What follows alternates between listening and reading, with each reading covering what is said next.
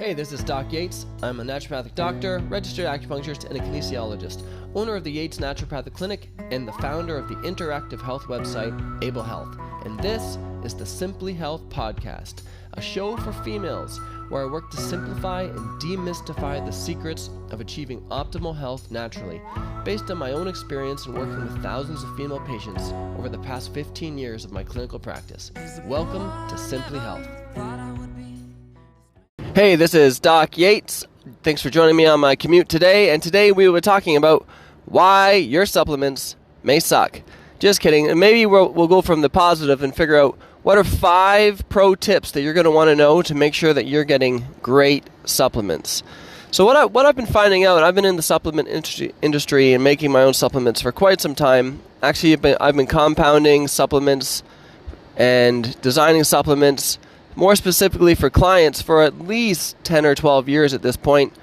But a lot of marketers that I've spoken with have told me that most supplements are now designed not so much from clinical experience, but rather than what is found on a Google search. So they'll look for keywords and popular words, and they'll design supplements based around what people are searching for on Google, rather than for what a good supplement should be designed for and for what people really need. So I thought that was a really interesting piece of information. So now we're going to get into the top 5 things to make sure that you are getting a great supplement. Number 1 would be if there's herbal extracts inside your supplements, and I feel like a really good supplement is usually going to have some herbal extracts in it. Not all, but it should make sure that they are extracts and not just dried herbs. I had mentioned this briefly in the last podcast about herbal teas. Just taking some dried herbs, grinding them up and putting them in a capsule is not a good source of, not a wise move when it comes to making supplements or taking supplements, because it's such a tiny amount that you're really just buying filler, and you won't be getting any benefit from something in that such a small volume. Most herbs that are used or legal for supplement use are better when they're in gram doses, not milligram doses. So just for my American listeners, 454 grams for a pound, but a milligram is literally like 1,000th of a gram. So if you're getting something in milligram doses that should be in gram doses, you're about 1,000 times off of what you might need. So when you're doing extracts, at least you can get 10-to-1 extracts, which means that they're 10 times stronger than the raw herb, or 20-to-1 extracts. That's what you want to be looking for. And those ones, because all the fibers have been removed, your absorption levels will be much higher. So number 1, if you're getting herbal extracts and herbal supplements, make sure they're extracts and not just dried herbs. Point number 2, look for good combination products, not just singles. This is especially important when really for any of them, but if you're dealing with tablets or capsules, and knowing that the average capsule weight could be 700 milligrams to 750 milligrams, and say you're getting zinc, which a dose is 15 milligrams, that means that you're literally also paying for, 710 milligrams or so of filler, which is crazy. So you want to make sure when you're buying these things that they're combination products, that if they're picking the right combinations of vitamins, minerals, and extracts that go well together, then you're going to make sure that when you're buying that capsule and you're trying to choke down that big capsule or tablet, that you're actually getting as much stuff in there as you can to make it worth your while. Which leads on to my next point number 3, looking for supporting products, not fillers. So it's not, for certain things, it's impossible to go absolutely zero fillers, especially if you're doing, say, a tablet. But for capsules, you can really do reduced fillers. And what you want to do, I'll give you an example of a product that we have at the clinic, Meg Plus. And magnesium we use a lot for relieving muscle tension, for calming, inducing a deeper sleep. And then rather than stuff the rest of the capsule, because we have 200 milligrams of magnesium in there, which leaves 550 milligrams left, rather than stuff the rest of the capsule just with cellulose, which sometimes can decrease the absorption of other nutrients, we add an extract of cramp bark as a filler instead, because cramp bark also works to further reduce muscle tension, and we also add extracts of alfalfa extract to get more minerals to help support the magnesium. So that would be an example of, look for products where they've added more nutrients that can support the main ingredient that you're looking for, rather than just buying one ingredient with a whole bunch of filler added to it.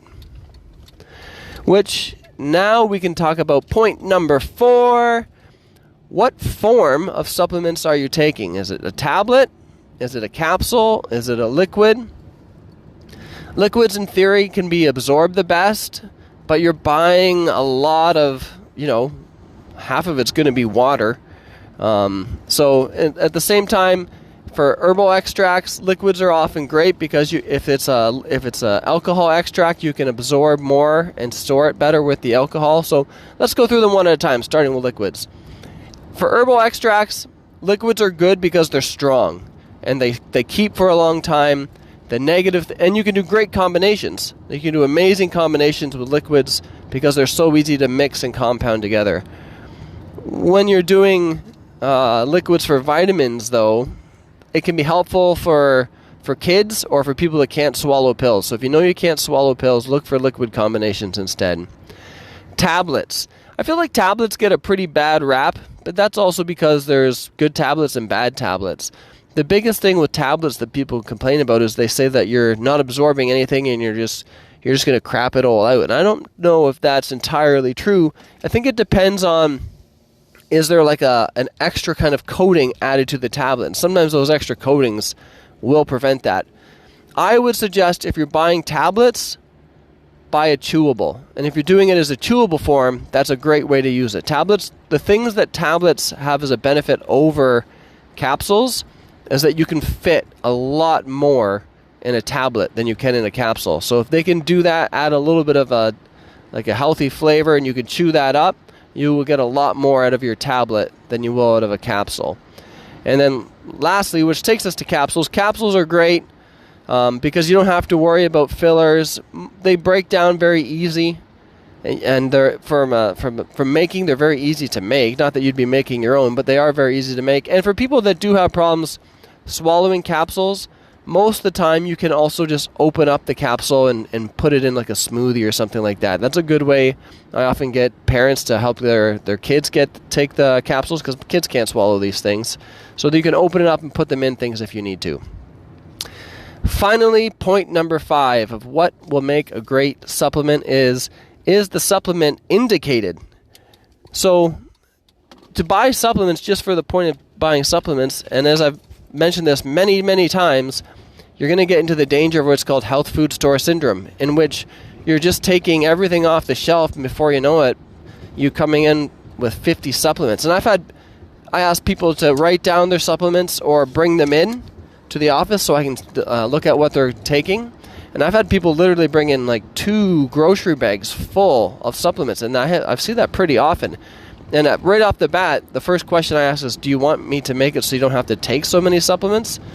Because what they're taking is not specific, they're not combination products, and while they're not necessarily bad, they might as well focus on the ones that they need.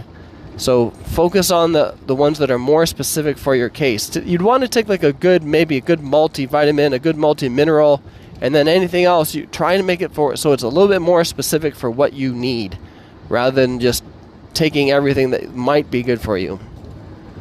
Now, a lot of people would think, you know what, I don't need any supplements at all. My diet's really good, so therefore I don't need any supplements.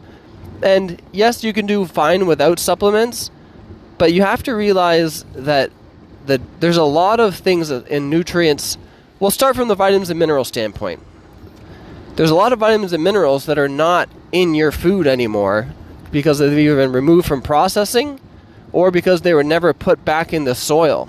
The way that fertilizers work, NPK, which are the main ones, then they sometimes add some calcium and magnesium, but not that much. I find that most people do a lot better with magnesium added, and there's other trace minerals as well that are not in the soil. So if it's not in the soil, it's not going to be in your food, even if you are eating a really good diet. And finally, even before, if you look at every form of ancient natural medicine, they were still using herbs and supplements, even though they would have had one of the more natural diets. They didn't have to worry about pesticides and fertilizers. They were still taking vitamins, minerals, herbs in different forms for the same reason, because they did better with them. So if you think your diet is more natural than someone, 1,000 years ago, not likely. So I would encourage people, again, not to go over the top with supplements. The name supplement means to supplement a healthy diet. So number one, focus on getting your diet down. Number two, as I mentioned last time, adding herbs like herbal teas is a very good idea. And then finally, you can just top things off with some added supplements, for some general ones that are for overall health, and then ones more specific if you have specific health concerns. So I hope this was helpful. This is Doc Yates signing off. Thanks for tuning in to Simply Health. If you want to learn more about health, check out Able Health. If you want to see some of the other projects that I've been working on in health, business, music, and life, please check out the links below.